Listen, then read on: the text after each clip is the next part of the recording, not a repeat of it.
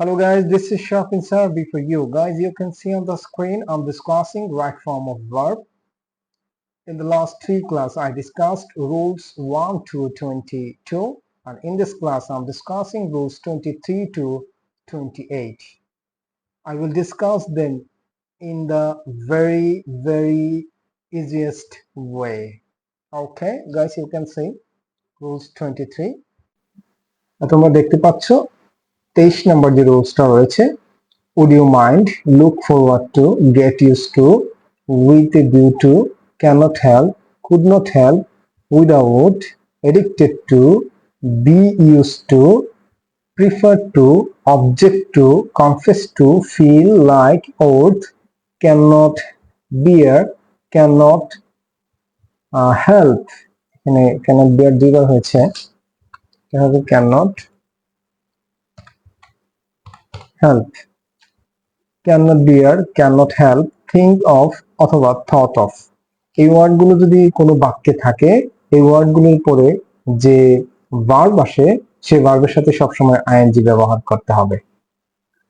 এখানে একটা লক্ষণীয় বিষয় হচ্ছে যেখানে বি ইউজ টু লেখা দেখবে, বি ইউজ টু মানে হলো এই বি এর জায়গায় বি ভার্ব, অর্থাৎ am, is, are, was, were, have, has, had যদি এরকম লেখা থাকে, ইজ ইউজ টু অথবা ওয়াজ ইউজ টু অথবা have use to, has use to, were use to এরকম যদি থাকে, তারপর prefer to, object to, confess to, feel like, ওড, can't bear, can't help, think of, thought of এই ওয়ার্ডগুলো থাকলে ভার্বের সাথে আইএনজি যুক্ত করতে হবে। আশা করি তোমরা বুঝতে পেরেছ। তাহলে এ নাম্বার এক্সাম্পলটা আমরা দেখছি, she went to the library with a view to read there. এখানে আমরা একটা কিওয়ার্ড পেয়েছি কিন্তু, উইথ এ ভিউ টু। এই যে উইথ এ ভিউ টু এখানে কিন্তু আছে, দেখো এই যে with a view two, with a view two থাকলে ভার্বের সাথে আইএনজি যুক্ত করতে হবে।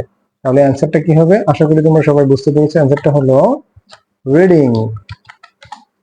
রিডিং হলো এই বাক্যের রাইট অ্যান্সার। তারপর 2 number, he never thought of, he never thought of go to cinema.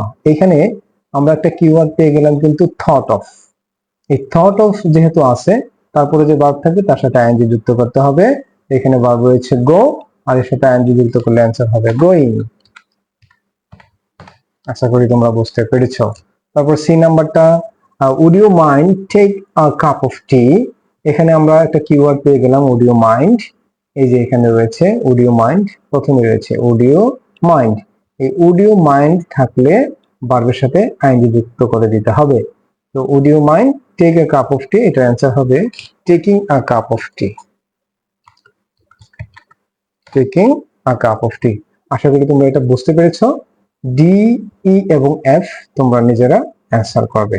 ওকে, এখন আমি চলে যাচ্ছি রুলস 24 দেখতে পাচ্ছ যে past perfect plus before plus past indefinite, অর্থাৎ কোন সেন্টেন্সের মধ্যে যখন বিফোর থাকবে, কোন সেন্টেন্সের মধ্যে যদি বিফোর থাকে, বিফোরের আগের অংশ পাস্ট পারফেক্ট টেন্স হবে এবং পরের অংশ পাস্ট ইনডিফিনিট টেন্স হবে। আচ্ছা, তাহলে 1 নাম্বার এক্সাম্পলটা দেখি আমরা। এ নাম্বারে রয়েছে the patient die before the doctor came. আচ্ছা, এখানে কিন্তু আমরা বিফোর পেয়ে গেলাম। তো বিফোর যেহেতু আছে, বিফোরের আগের অংশ হবে পাস্ট পারফেক্ট টেন্স আর বিফোরের পরের অংশ হবে পাস্ট ইনডিফিনিট টেন্স।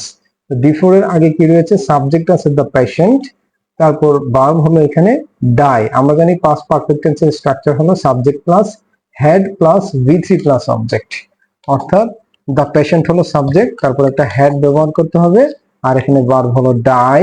এই ডাই এর পাস্ট পার্টিসিপল ফর্ম হলো ডাইড। ভি3 মানে হলো past participle form, had died. তারপর বি নাম্বার এক্সাম্পলটা আমরা দেখি। বি নাম্বার এক্সাম্পলে রয়েছে the doctor come before the patient died. এই যে এখানে আমরা কিওয়ার্ড পেয়ে গেলাম বিফোর। বিফোর থাকলে আগের অংশ পাস্ট পারফেক্ট টেন্স হবে, পরের অংশ পাস্ট ইনডিফিনিট হবে। পরের অংশ কিন্তু এখানে পাস্ট ইনডিফিনিট টেন্স, ঠিক আছে। তাহলে আগের অংশ আমাদেরকে ঠিক করতে হবে। আগের অংশকে রাইট করতে হলে আমরা জানি সাবজেক্টের পরে হেড থাকে পাস্ট পারফেক্ট টেন্সে, আর ভার্বের বি3 থাকে। কামের বি3 কিন্তু কাম, আর কামের পাস্ট ফর্ম হলো কেম, সেটা কিন্তু অনেক খেয়াল রাখতে হবে। সি নাম্বার এক্সাম্পলটা দেখি, I had arrived before mister Rahman go to my office.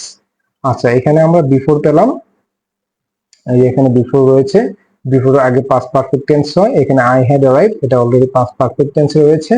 পরের অংশটা হবে পাস্ট ইনডিফিনিট। পাস্ট ইনডিফিনিটের সাবজেক্টের পরে ভার্বের পাস্ট ফর্ম থাকে। এখানে সাবজেক্ট হলো মিস্টার রহমান আর ভার্ব হলো গো। আমরা জানি পাস্ট ইনডিফিনিট টেন্সে ভার্বের পাস্ট ফর্ম থাকবে, তাহলে আমরা গো এর পাস্ট ফর্ম ব্যবহার করব। গো এর পাস্ট ফর্ম হলো ওয়েন্ট। তাহলে I had arrived before mister Rahman went to my office. Okay, তারপরে আশা করি এটা তোমরা বুঝতে পেরেছো। এভাবে করে তোমরা নিজেরা প্র্যাকটিস করবে বারবার, তাহলে অনেক ভালো হবে, উপকার হবে। ওকে, তারপর আমাদের 25 নম্বরে past indefinite tense plus after, তারপর হচ্ছে পাস্ট পারফেক্ট টেন্স। অর্থাৎ কোন সেন্টেন্সে যদি আফটার থাকে, আফটার আগের অংশ পাস্ট ইনডিফিনিট হয়, পরের অংশ পাস্ট পারফেক্ট হয়। অর্থাৎ বিফোর এর ঠিক উল্টোটা হচ্ছে আফটার থাকলে। আচ্ছা, আমরা একটা এক্সাম্পল দেখি। এ নাম্বার এক্সাম্পলটা হলো the patient died after the doctor came. আচ্ছা, এখানে আমরা আফটার পেলাম। রুলস অনুসারে আফটার যদি থাকে, আফটারের পরের অংশ পাস্ট পারফেক্ট টেন্স হয়, আগের অংশ পাস্ট ইনডিফিনিট টেন্স।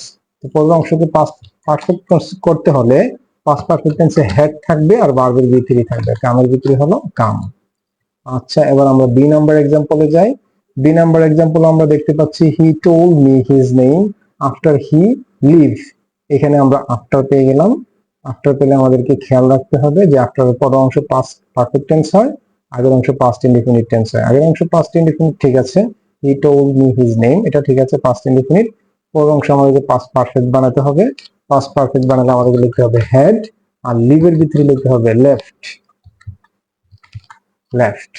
এবার তোমরা সি নাম্বার নিজেরা করবে। সি নাম্বার হচ্ছে Arafat went to bed after he learn his lesson. এখানে আফটার রয়েছে, তো আফটার থাকলে পরের অংশ পাস্ট পারফেক্ট টেন্স হয়, এটা তোমরা নিজেরা ঠিক করে নেবে। এবার চলো আমরা 26 নাম্বার রুলসটা দেখি। 26 নাম্বার রয়েছে এম লাইকলি ইজ লাইকলি। এই যে দেখো তোমরা 26 নাম্বার, 26 নাম্বারটা হচ্ছে অর্থাৎ লাইকলি যদি থাকে কোনো সেন্টেন্সে, তার আগে যদি এম লাইকলি, ইজ লাইকলি থাকতে পারে, আর লাইকলি থাকতে পারে, was likely, were likely, shall be likely, will be likely, এরকম লাইকলি যদি থাকে, লাইকলির পরে একটা টু যুক্ত করতে হবে এবং টু এর পরে ভার্বের বেস ফর্ম অর্থাৎ ভি ওয়ান বা প্রেজেন্ট ফর্ম যুক্ত করতে হবে। আচ্ছা, তাহলে আমরা 1 নাম্বার এক্সাম্পলটা দেখি। এ নাম্বার এক্সাম্পলে রয়েছে she is likely go home. She is likely go home, তাহলে আমরা এখানে ইজ লাইকলি পেলাম। তো ইজ লাইকলি যদি থাকে তারপরে একটা টু ব্যবহার করে ভার্বের বেস ফর্ম দিতে হয়। এখানে ভার্ব রয়েছে গো, তাহলে আমরা এখানে একটা টু ব্যবহার করে ভার্বের বেস ফর্ম লিখবো টু, আর গো এর বেস ফর্ম কিন্তু গো, অর্থাৎ ভি ওয়ান গো। তারপর আমরা দেখি B number example, they were likely come yesterday. Okay, they were likely come yesterday, এখানে ওয়ার লাইকলি আমরা পেলাম। তো যেহেতু এখানে ওয়ার লাইকলি আছে, তাহলে ভার্বের আগে আমরা একটা টু বসাবো, আর যে ভার্বের প্রেজেন্ট ফর্ম আছে সেটা লিখে ফেলবো, টু কাম। আশা করি তোমরা বুঝতে পেরেছো। সি নাম্বারটা নিজে নিজে করবা। It is likely rain today, তাহলে এটার অ্যান্সার কি হবে এটা তোমাদের জন্য রেখে দিলাম। ইজ লাইকলি এখানে হলো কিওয়ার্ড, লাইকলি করে 2 + b1 হয়। আশা করি সহজেই তোমরা বুঝে যাবে। তারপর 27 নম্বর রুলসটা, এটা খুবই ইম্পর্টেন্ট, এটা থেকে বিভিন্ন পরীক্ষায় প্রশ্ন এসে থাকে। আচ্ছা, it is time, it is high time, it is proper time, fancy, wish, it is right time, এগুলো যদি কোনো সেন্টেন্সে থাকে তখন সেই সেন্টেন্সে তারপরে যে ভার্ব থাকে ভার্বের পাস্ট ফর্ম বা বি2 লিখতে হয়। আচ্ছা, তাহলে এক্সাম্পলটা দেখি আমরা। এ নাম্বার এক্সাম্পলটা দেখি। ইট ইজ হাই টাইম, এই যে রয়েছে এখানে it is high time, it is high time আছে, তারপর একটা সাবজেক্ট আছে এখানে হি, তাহলে পরে যে ভার্ব থাকবে ব্র্যাকেটে প্রিপেয়ার, এই যে ভার্ব, এটার পাস্ট ফর্ম আমাদেরকে লিখতে হবে, তাহলে অ্যান্সার হয়ে যাবে। তাহলে প্রিপেয়ার এর পাস্ট ফর্ম হলো প্রিপেয়ার্ড, প্রিপেয়ার্ড, এটাই হলো এই বাক্যের রাইট অ্যান্সার। তারপর আছে আমরা বি নাম্বার এক্সাম্পলে, I fancy I turn triple pale.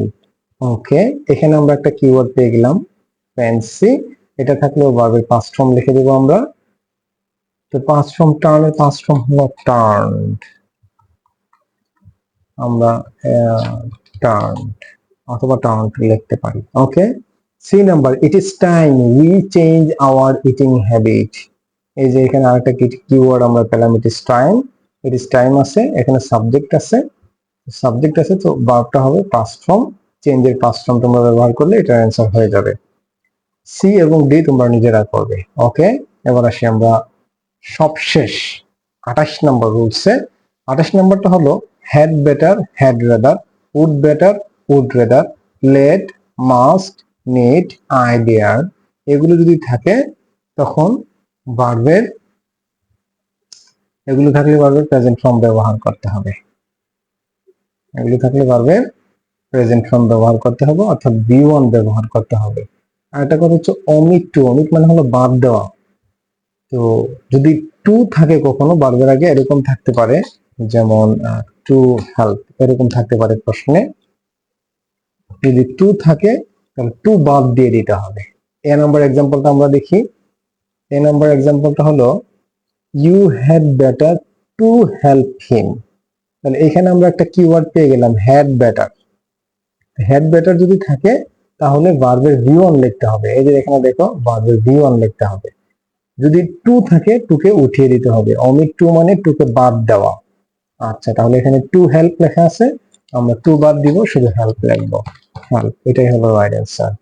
তারপরে we would rather, B number এক্সাম্পলটা রয়েছে, we would rather go there. এখানে আমরা একটা কিওয়ার্ড পেয়ে গেলাম, উড রেদার। এই উড রেদার থাকলে ভার্বের ভি ওয়ান লিখতে হয়। এখানে ভার্ব গো, গো এর ভি ওয়ান হলো গো। এটাই হলো রাইট অ্যান্সার। ওকে, অনেক সময় ব্র্যাকেটের মধ্যে ভার্ব অন্য ফর্মে দেওয়া থাকতে পারে, আমরা প্রেজেন্ট ফর্মে লিখে ফেলবো। সি নাম্বার এক্সাম্পলটা হলো they had better leave the place. এখানে আমরা হ্যাড বেটার পেলাম, সুতরাং ভার্ব ভি ওয়ান হবে। এখানে ভার্ব ভি ওয়ান হচ্ছে লিভ, লিভের V one live, so answer live. আশা করি আপনারা বুঝতে পেরেছেন। ডি, ই এবং এফ তোমরা নিজেরা প্র্যাকটিস করবে। আজকে এই পর্যন্তই। আশা করি তোমরা উপকৃত হয়েছ। শেয়ার করে অন্যদেরকে দেখার সুযোগ করে দিলে কৃতজ্ঞ থাকবো।